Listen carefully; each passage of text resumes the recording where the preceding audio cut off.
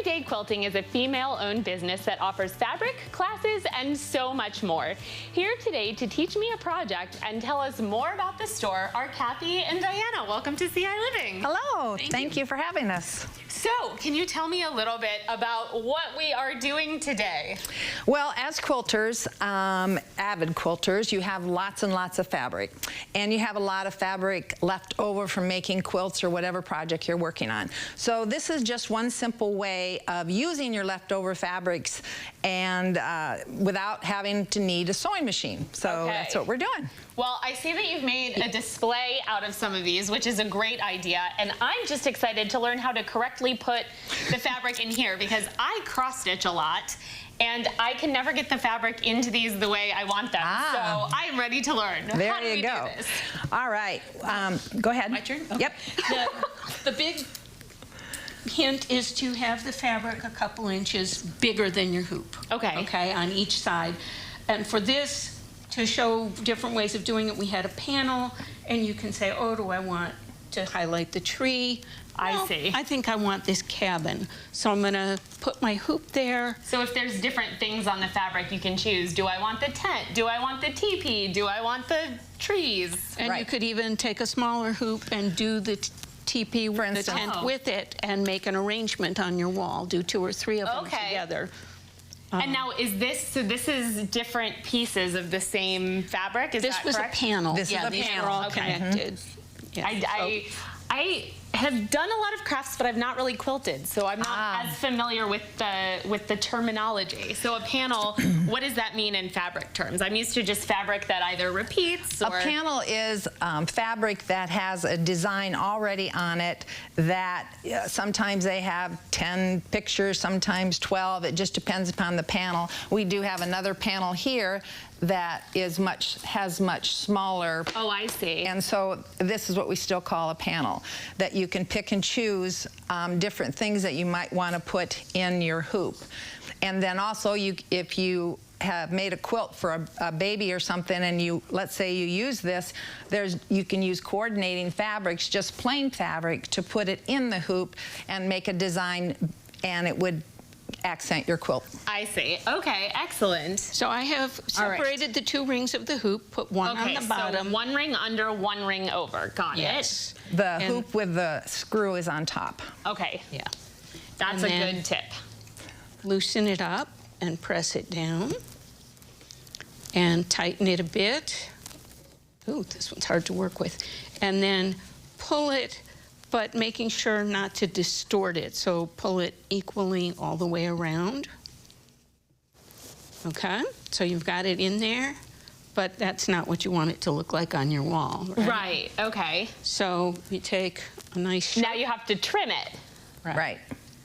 Okay, and talk to me about the scissors, because we were having a discussion about scissors before we started shooting this, because you're a lefty, so you have special lefty scissors. I have lefty scissors, which these are a little big and ungainly for this particular project, but you're going to go around the hoop and trim it as close as you can, except for right here at where the screw is. You're going to get up to that. You're going to leave about maybe 1/4 of an inch. Oh, okay, and I can guess why, because I see them pinned on there, so I bet you were leaving space for the pinning, am I right? Right, and then you'll fold the fabric down with some glue. Okay. Yeah.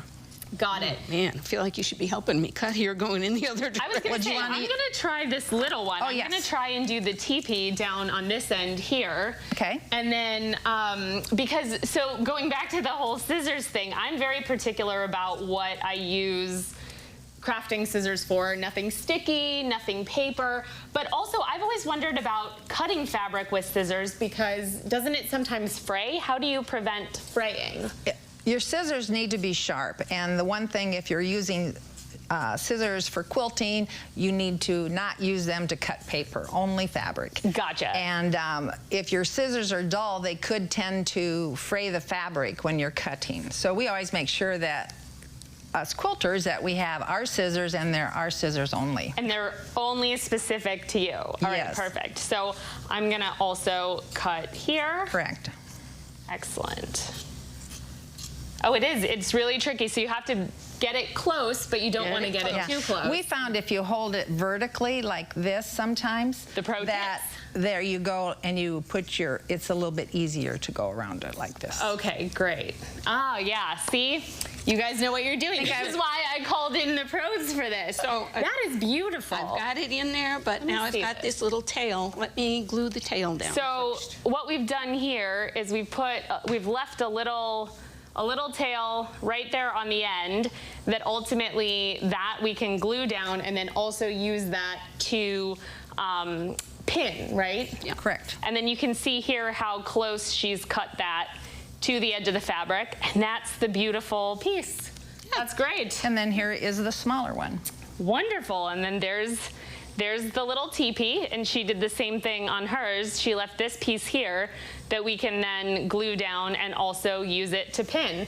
This is such a great idea. I feel like you could decorate a whole wall in a kid's room. You could get fabric of something that they like. This is such a great idea. We're thinking that sometimes you get badges for doing a specific project or something. Oh, sure. What do you do with those badges if you don't want to sew them on any clothes?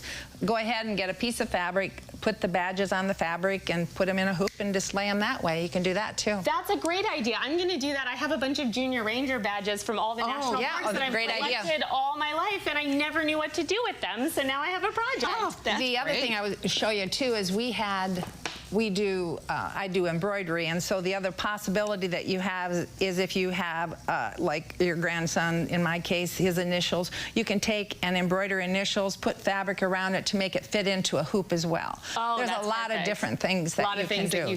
Yes. Well, thank you so much for bringing this and showing. And before we wrap up, you have an event coming up, right? We do. We have a grand opening at Everyday Quilting Company this Friday and Saturday. Excuse me. It's Friday 10 to 5 and Saturday 9 to 2. We have swag bags for the first 100 visitors, gift certificates to the shop for the first 10 visitors, and over 20 door prize bundles. Oh, wow. Including a gift basket from the shop and 2 travel machines, one from Bernina, one from Janome, sewing machines that will be given as grand prizes. Wow. It'll be a lot of fun. I know what I'm doing this weekend. Thank you for that information. And if you want more information or want to go to the event this weekend, you can visit us on our website at ciLiving.tv after the show.